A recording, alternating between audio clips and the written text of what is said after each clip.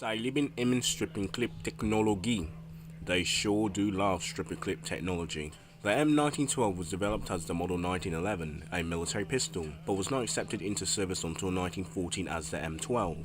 It was originally issued to the Austrian Landwirfe, while common army units were issued the Steyr 1907 and the Ratzengrasse 1898 revolvers. Orders were also placed by Chile and Romania before World War I, but during World War I, Austro-Hungary had experienced a shortage of handguns, and production of the M1912 was increased. Germany also placed an order for 10,000 Model 1912s. After World War I, however, a commercial model of the Steyr M1911 was produced and was quite popular among army officers. But Steyr had to rely on foreign exports to sustain production. After Germany annexed Austria into the Reich in 1938, the Wehrmacht ordered 60,000 M1912 pistols rechambered in 9mm parabellum, which remained in service until the end of World War II. The Steyr M1912 handgun is operated by a system of short recoil, a barrel unlocking from the slide by rotation. As the pistol is being fired and the recoil of the pistol is in motion, a lug and a groove system around the barrel would rotate the barrel 20 degrees, until a lug hits a stop wedge and holds the barrel while the slide is free to continue its rearward travel. The extractor claw withdrawn from the spent casing against the breech face of the slide, until the casing strikes the ejector and departs the weapon via an ejection or loading port. Shortly after ejection, the slide's rearward travel is then arrested by a compressed recoil spring and the abutment of a mated surface on the slide and the frame. The recoil spring is now free to return its stored energy to the cycle of the weapon by the beginning of the return of the slide forward. As the return spring returns the slide forward, a breech face strips a round from the magazine into the chamber, and the locking system engages the barrel and locks it with the slide in the battery position. A safety lever on the left side of the frame can be engaged by turning it into a notch on the side to immobilize the slide. A disconnector system will also prevent the weapon from firing until the whole action is fully closed. Although the magazine is situated within the grip itself, it is integral with the weapon, and the weapon is loaded from above using an 8-round stripper clip.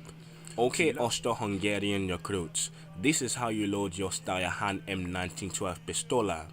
To load, the slide is pulled back to expose the action. The clip is then inserted along the glides and the rounds are pushed into the magazine. The metal strip is then discarded with. If you need more ammo in a pinch, even though most of the pistols had an internal magazine, a lever on the right side or even the left side can be used to disengage the magazine catch in order to eject the magazine load, which you can see clearly in Battlefield 1 when about 4 or 5 bullets. As long as you have at least 2 bullets, you can see them being ejected from the right side of the ejecting port. But that's it, that's the Steyr-Hahn M1912. Fairly new into the world of guns, 1912, so not too much to cover here. So that's basically it within the realm of guns.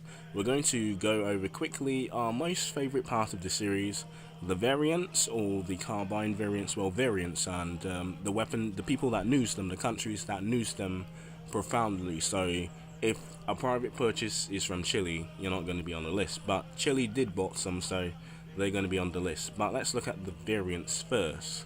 The Steyr Repeating Pistola M1912 P16. This variant had an extended magazine and was often fitted with a stock to control the recoil, but nothing like the one that you see in Battlefield 1. We'll get to that one very shortly. 9mm P12O. After Germany annexed Austria into the Third Reich in 1938, the Wehrmacht ordered 60,000 M1912 pistols rechambered in 9mm parabellum, which will remain in service until the end of World War II. In German service, its official designation was the 9mm P12O, O standing for Österreich or Austrian.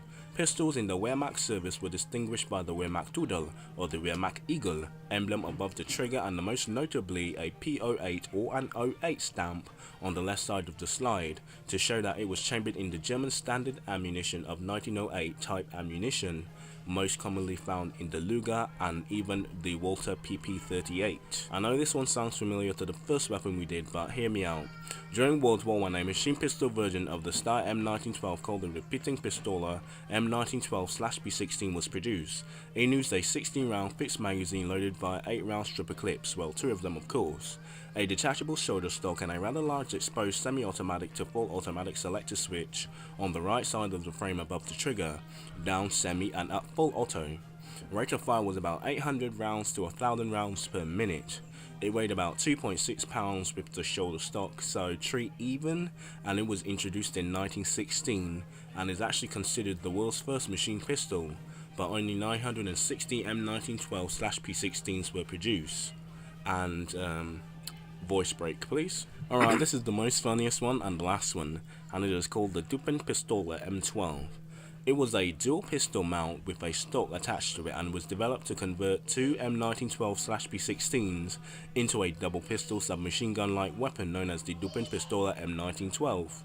However, only a handful were made before it was abandoned, and what really gets me with this one is it's kind of like a Villa Parosa, you know, two machine guns in one, and they actually, well, they do feed from separate magazines but connected to the same body, kind of like that other aircraft as well. A lot of things were added, like put another thing on this and it's automatically like something more, so that's interesting. You know, let's just put another Steyr-Hahn M1912 /P16 on this gun and let's see if it works. So that's interesting. Not a lot of notable countries, and I could even name them off the top of my head, but give me a minute and let me do some research, which I should have done. Alright, so really saw a lot of combat news in World War I and was nuked until 1945. So let's hazard a guess at who nuked it. Obviously Austro-Hungary from 1914 all the way up to 1945, but technically it's Austria and kind of Hungary, but Hungary had a little weapons thing going on with the stops and stuff like that, so not really, but they would still use it. But the dual empire and then the two separate states of Austria-Hungary. Okay, Austria of course, Nazi Germany with the 9mm Parabellum O, or the Österreich, or the Austrian. We have the Kingdom of Italy, and it says Kingdom of Italy, so maybe some stolen weapons from Austrian officers, because the Kingdom of Italy and the Republic of Italy are two different things. One is fascist and one is, well, the Kingdom of Italy. Well, the Italian Socialist Republic would actually go on to use them, and yeah, I kind of made an error, but there you go, the Italian Socialist Republic, but I was still right, just forgot the socialists. And how would they, maybe the Österreich program, maybe, you know, you gotta take what you can get. War is a funny business and you gotta take what you can get, so either from stockpiles of World War I or the Österreich program. Well, I can't really call it a program, but you guys know what I mean. Okay, Chile, of course, before World War I began, and I think they were fighting a couple of Latin American wars for that long strip of land that we know today as Chile, so congratulations Chile, you did good, you did good. Okay, Poland, and it doesn't have the Soviet Commissar Poland, nothing like that, just has Poland. So, what I'm thinking, World War I, either on the Austro-Hungarian side, captured equipment, of course, you know, captured equipment is the key to survival, and maybe after, you know, because it's a new nation, so you don't really have a lot of guns, so it makes a bit more sense to keep what you can get and buy what you can get. And of course, Steyr did have a lot of exports in the 1920s and 1930s to other countries, so that makes a lot of sense, and probably like war reparations or whatever Austria-Hungary had to do. And now the Kingdom of Romania before World War I. And I might actually put some Romanian footage because I'm not done footage wise yet. I have about 4 minutes, which is about pretty good, and the rest could be MLG Steyr-Hahn repeating Pistola M1912/P16 gameplay, but yeah, that's it. Oh, here's a fun fact, this was developed by my favorite gunmaker from the east, Krakana, which is a kind of, no, I think he's Austro-Hungarian, but Kranka is pretty good. He made the Kranka for the Russians, he made this, he helped with the From a Stop, he helped with the other, like, stripper clip magazine fed weapons of the day. So Kranka is like one of those forgotten gunsmiths. He's not a John Browning or even a Garand or even a Pedersen, which is kind of written out of history because of the more complex and not really easy, well, money wise not easy to produce. But I mean, he's at the bottom of the list, so yeah, Kranka, yeah, one of my favorite gunsmiths. I'm not really a gunhead, but when I see a familiar name, you know your boy's gonna jump on that bandwagon. But there you go, all the countries, everything you need to know about the Steyr-Hahn pistol, or the Dupen Pistola, or the 9mm Parabellum Austro Reich, or even the Steyr-Hahn M1912/B16, which is not the repeating pistola, but more of a carbine C96 kind of gun. So, yeah. Anyway, hope you learned something. This one is a bit more energetic than yesterday. I was a bit tired yesterday, but today, your boy knows when his commentaries are trash, but today was pretty good.